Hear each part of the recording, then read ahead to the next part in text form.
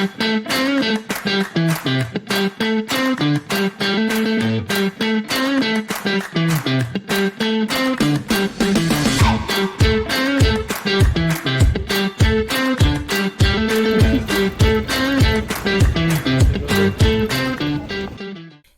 now we are moving to the second half of our vlog, and why we actually started this vlog was that 1 week ago we were in France, Paris, for the VIVA Technology conference. Yes. Vivatech, called Vivatech.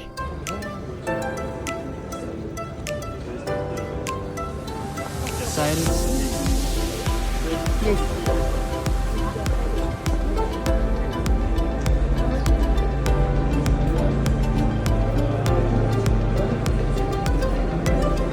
I want breakfast. What? I want breakfast. Which is one of the biggest European tech conferences, or maybe the biggest one actually. It's the first one I've been to, so it's definitely the biggest one I've seen so far. And I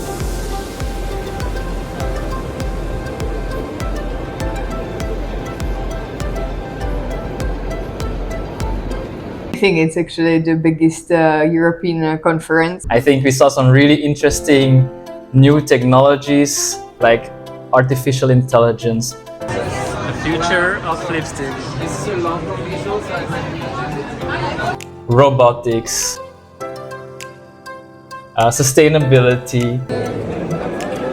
It's encapsulated in, you can take it put it in your hands or whatever.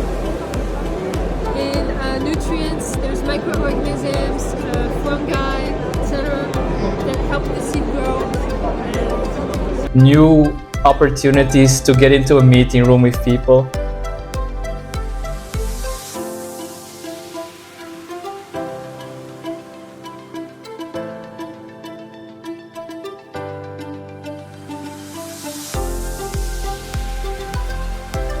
And this is what we want to share with you today as well, as a first start. Yes, exactly. Because Vivatech was one of the biggest experiences in my life, especially like from the point of technology, to see all of the startups and all of the companies which are actually trying to make our society better. Yeah. From the point of the technologies, this was even like taking the plants on another level, or like how you would actually make the forestry better around the world, etc. I was really surprised. We even met Macron and Elon Musk. Thank you. Thank you. Hey guys. So it was definitely an experience. So yeah, how you actually saw the atmosphere and the people, and before like speaking about the different kind of innovations that we saw, what did you like about Vivatech, and on the other hand, what you didn't? I'll start with the beginning. Like when we first entered the big expo in Paris, I must say I was super impressed / overwhelmed. Like when we first entered and saw like the people standing downstairs with all their exhibitions, I was like, wow. Nice this, it has to be like really... Yeah.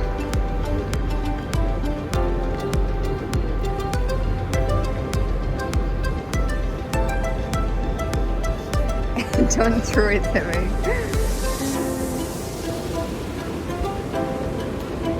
This is huge. I feel like I'm going to get lost in like the sea of technology. But at the beginning, actually, we entered and there were just few stands because we were just in the hall 2, or like I don't remember, hall like 2. Yeah, hall 2. I don't remember which number was it. And we were like, okay, this is it. Like there are few stands. There were also some few entertainments, also one pole for a coffee. And we were like, okay, this is quite small. Why we came to Paris? But then, like we were going further, we saw also some hackathon where some girls actually were speaking with us about the women empowerment. But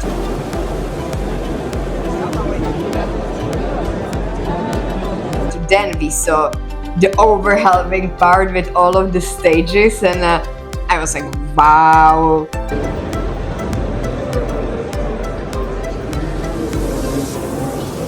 It's quite impressive. Yeah. But like what I found super inspiring there was like there were a lot of startups from different parts of the world. You had like startups from Africa.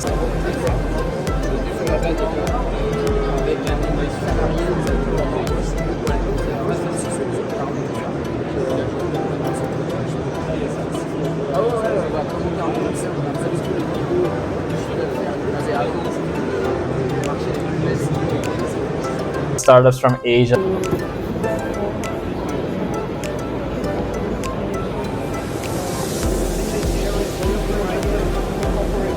The startups from Europe.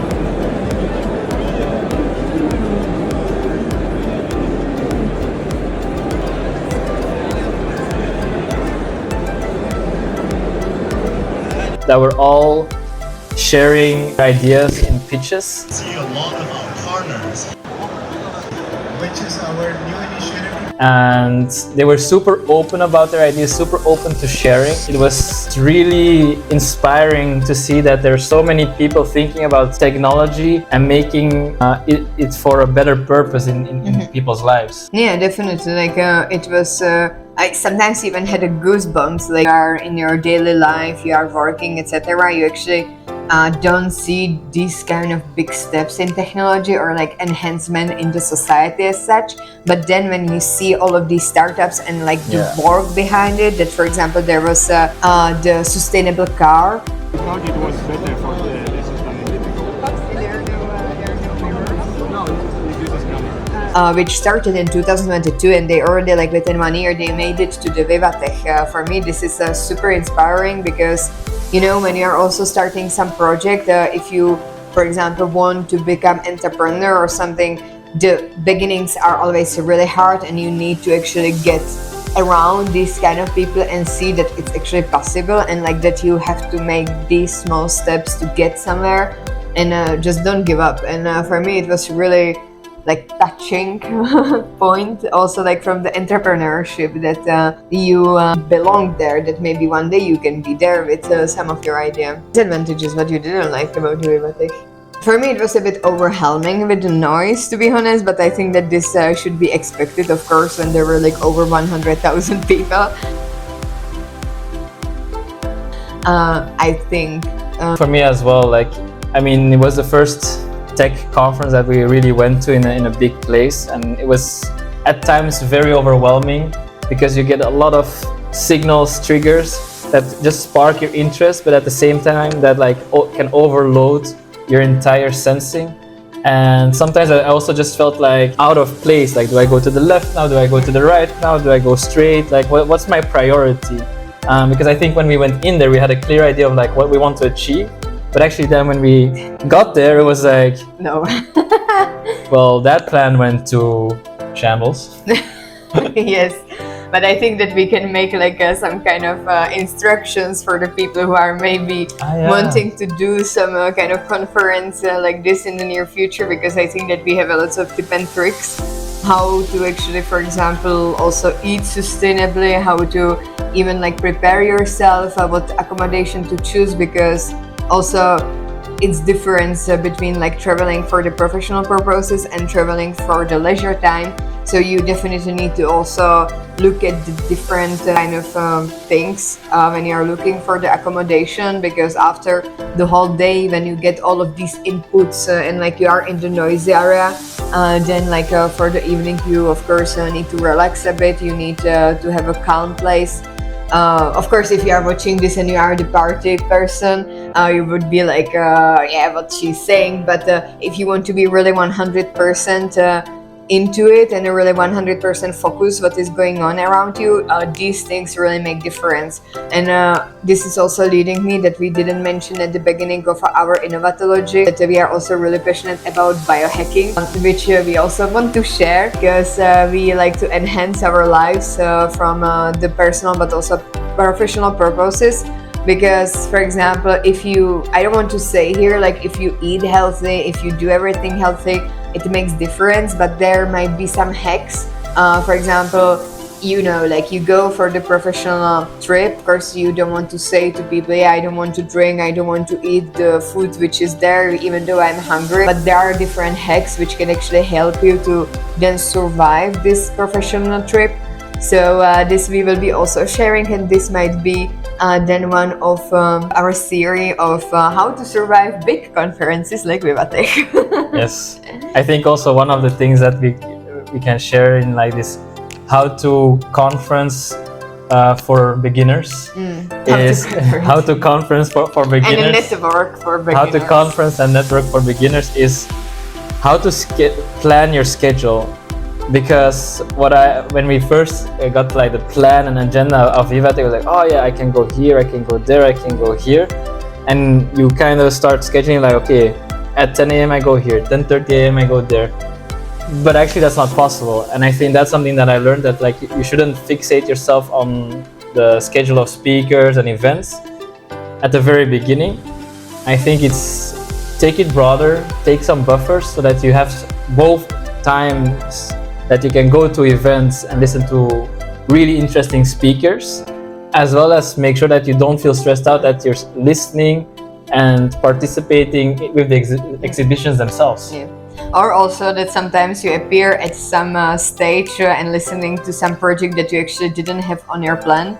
And then it actually appeared like super interesting. Like for example, this robot which will be soon in your hospital with Miko. Mirokai. Yeah, Mirokai. Mirokai. Really cool. I want to add to Mirokai that there was the author or the founder or co-founder, I think, of Mirokai, and he said that he always was passionate about robotics and about making robots, but it just didn't work. Like he was like working on it, on the engineering part, and then like at some point in his life he actually realized that he made a really the basic mistake, that he should rather focus on the characteristic of or the charisma of the robot as such, which is Mirokai. So at the beginning of the presentation he actually shared with us I don't want to say manga, but rather cartoon about the Mirokai. Yeah. So like who is Mirokai, what is the character of the Mirokai robot, and it was really interesting also from the point of visualization, and how you as a like potential future user can see Mirokai as your friend and not a potential enemy, as like the robot will for example replace the sisters or like the personnel inside the hospital, but that actually it will be the CoBiotX.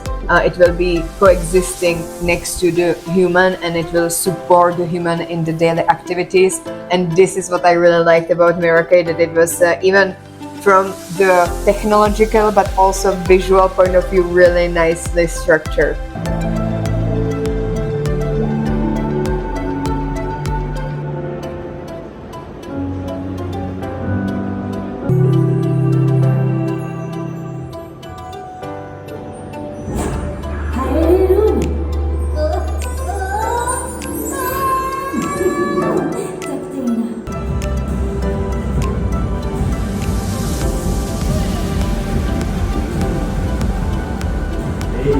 Congratulations, Mirokai.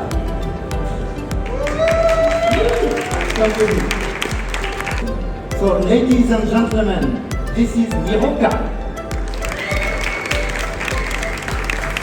And as you can see, Mirokai is mounted on the sphere, so this means that she can be moved very freely like this. And I let you imagine that this is essential for robots that share the space with other person. If I'm walking on the corridor, I want to be able to move the robot and not be disturbed by its position.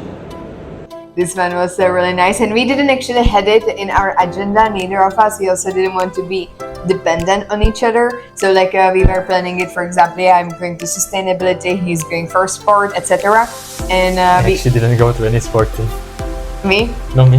Yeah, you didn't. We even were not like upstairs where the whole sport was. Like at the end we played some board games. Murderer in action.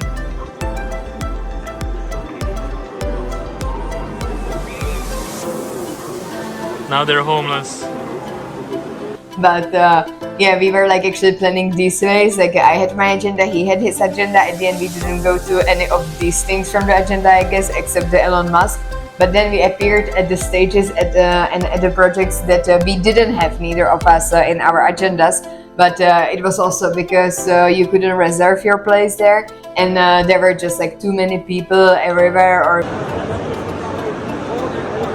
we had other needs. Like for example, then as if you are a woman, you want to go to toilet is like for 20 minutes, of course, like always everywhere. So then you miss some things. This is not the case for a man, of course, but then these are the things that you should not take for granted. You should like be rather enjoying even the atmosphere, like be around these people, make really good connections.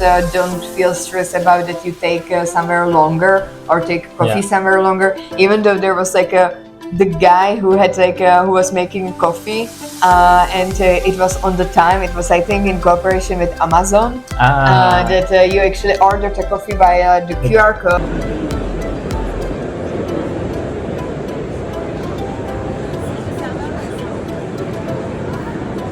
which was for free.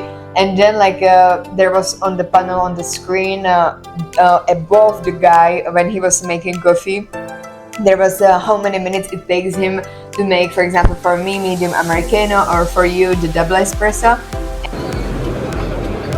326 Americano, 327 Espresso. Merci. And it was done within like 1 minute 30 seconds. For me it was 2 minutes. It was like super fast, super cool. So you didn't waste it a lot of time when it comes to coffee, but then you also need sometimes to be out, you need to take some calls and stuff. So definitely these things needs to be taken into consideration. But stop to talk about the atmosphere if you don't want to add something regarding this. Refreshment. You should do like. I have the tablet in my hand. Wait, we are INNOVATOLOGY, not crashology. So, coming back to Vivatech, I think there were a lot of interesting things that we saw there. But what was the most impressive technology innovation that you saw and observed, Marie? Thank you, Cedric, for asking me this question. I think that it's a really hard to choose one technology, but I cannot help myself. But I'm like, by my heart, I'm like, let's say, biologist to some extent, or like interested in agriculture. Don't mislead it, but usually like when he's driving me crazy, I'm calling him biologist, even though he's engineer. But let's speak about it next time. So definitely watch our next vlog if you want to know why Cedric doesn't like to be called biologist. But I would say that I am by my heart the biologist because I like plants, I like agriculture. I like to plant my own plants and to be interested in actually more sustainable life. So the most interesting technology which I would like to buy right away is that there were like Neoplants. The extraordinary. It's not something we associate with the everyday, but a word that graces our lips strictly for the unusual. It makes our jaws drop in awe and admiration. It has filled humankind with wonder for centuries and ignited our desire to be the next lucky discoverer. But the quest to uncover the extraordinary has led us astray, doing whatever we can to find it in places beyond our reach, losing sight of the repercussions of our actions, taking our environment for granted, and above all, blinding us from recognizing the most extraordinary thing around us. Nature. A living, breathing, out of this world phenomenon. How could something so small be so powerful? How could something so grand be so graceful? How could something so agile be so deeply rooted? Astounding. It's time we start growing with nature,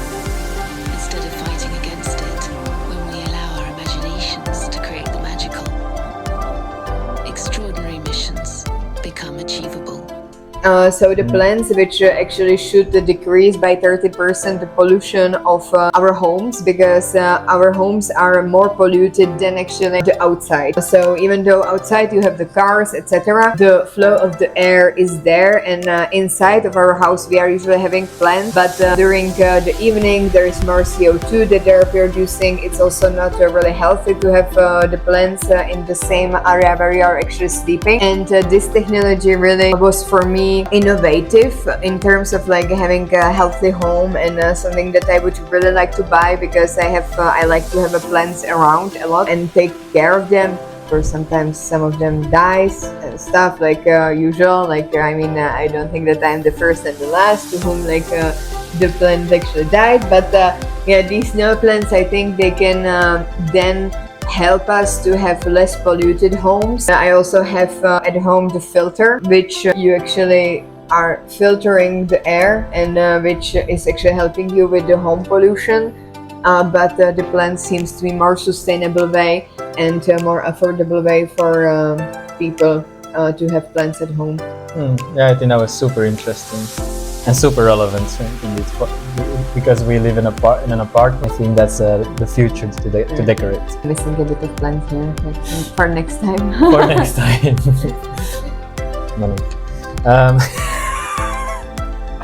Heart, passion, enthusiasm. Passion, and she's costing me a lot of money.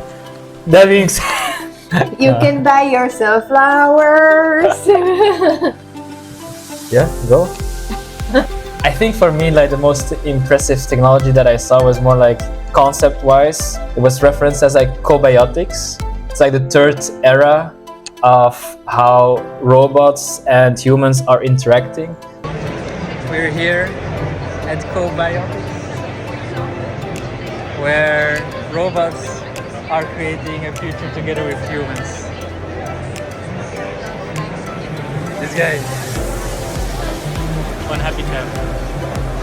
So like the first era of robot and human interaction, where robots are basically doing our job. Then the second era of robots and human interaction is where robots are supporting our jobs. And then the era of CoBiotX, which is like the third era of robot and human interaction, is more about how robots and humans can join forces to make life better for everyone.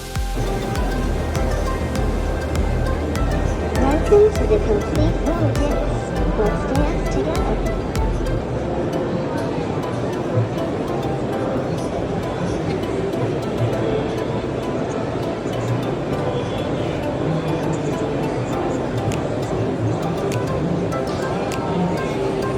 I'm a firm believer of this CoBiotX idea, where robots and humans can jointly make the world a better place. This is super incredible, where robots are starting to help people. Yeah, it's like an enrichment to our lives rather than a replacement of our lives. And I think that's the things that inspired me the most at those exhibitions, events, and the people that we saw.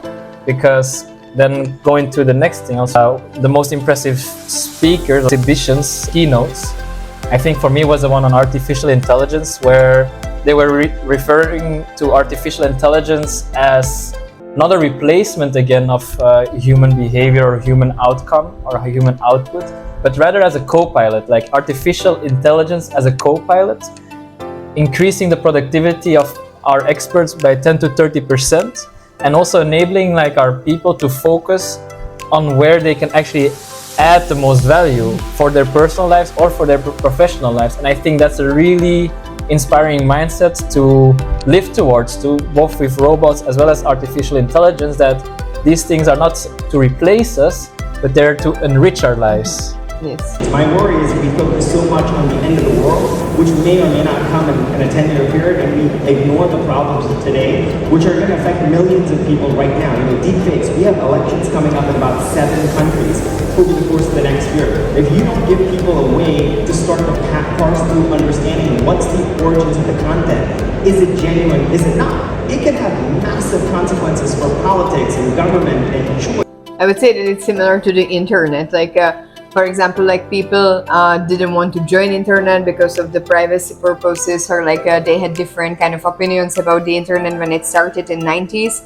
But the similar kind of case is artificial intelligence, that it's something new, and people take their own attitudes towards it, and now we need to actually get it under the skin of the people, that it's something that they can leverage it.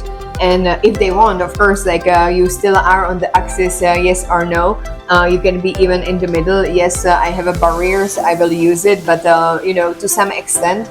So either you can be like using it for most of your daily activities, or also like you can say totally no.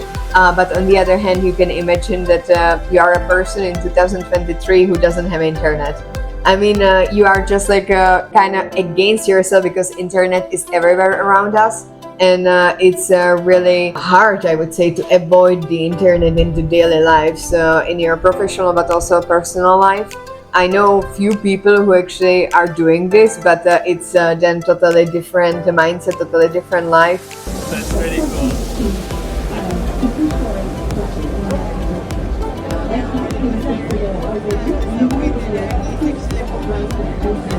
What? You're a man. You hear a lot about Elon, you read a lot about Elon, but you actually don't really know what's driving him. And I feel more fulfilled when I am actually around the table with 50-50 men and women.